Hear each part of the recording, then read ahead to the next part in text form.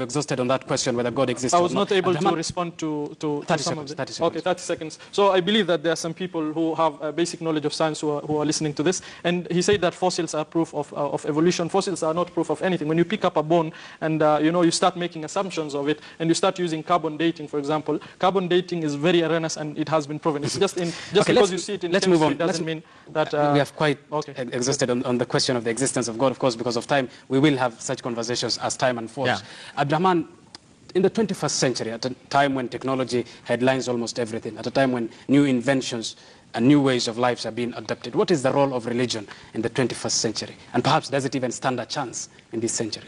Religion, and I'll come back to my former statement that religion, if it's the true religion, is very crucial at this age and time. And you find that Islam, which I am proposing, has experienced a magnanimous amount, of upsurge in this age of scientific discovery and,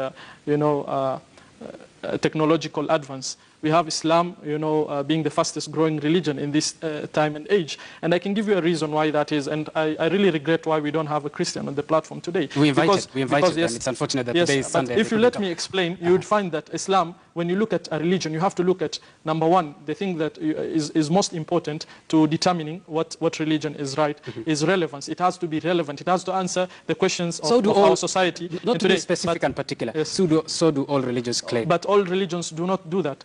Because, for example, if you look at the Christianity, which is also one of the big religions on the side of Islam, if you look at Christianity, you look at the Bible, and the Bible has no argument completely. It has complete absence of the argument of proposing that God exists. It doesn't have that argument. What it has are arguments, for example, in Exodus, it does. But I'm just trying to put this point forward. Exodus chapter 20, verse 3, the first commandment you find, thou shalt not have any other deities besides me. You look at the Shema in Deuteronomy 6:4, and you look at Jesus echoing the same in Mark chapter 12, verse 29, and you find that the issue at the time was polytheism and not atheism. So since atheism was not a threat, Christianity did not address this. But Islam has addressed everything. So that's why we say that we put the Quran to the litmus test. It's good that you are coming to a point I was coming to a little bit later. You specifically mentioned Islam, and you say you are an expert, of course, of comparative religion, a Muslim by faith.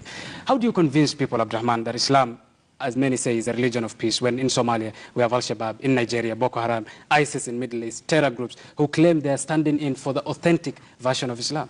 It is very funny how many people have still not understood the concept of what is going on. And if we look at, for example, Kenya as a country, I believe that people are just being hypocritical. If we look at Kenya as a country, we see that if I ask you, for example, look at the country, are the people generally good or bad people in Kenya? We would all agree that Kenyans are good people. But we still have, remand prisons. Why do we have prisons in Kenya if the people are good? It means that there are some people who tend to break laws and get out of their But unfortunately, in Islam, it seems as though the bad ones are the ones who are headlining everything. They're the ones who say we are advocating for Islam. Courtesy of the media and all that. But we find that in every society there is black sheep. And we are not, we are saying that Muslims are the ones who are suffering the most out of this. I'll just try and finish up with one sentence.